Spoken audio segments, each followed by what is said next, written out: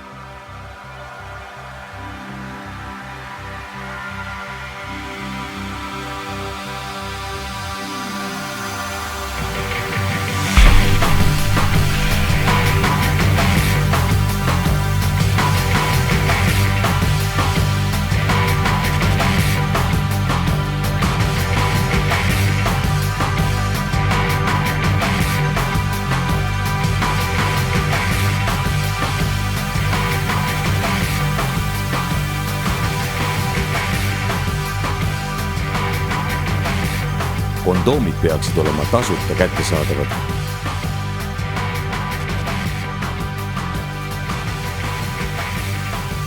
Lateks kondoom on kõige tõhusam ja kättesaadavam tehnoloogia HIV nakkuse vähendamiseks.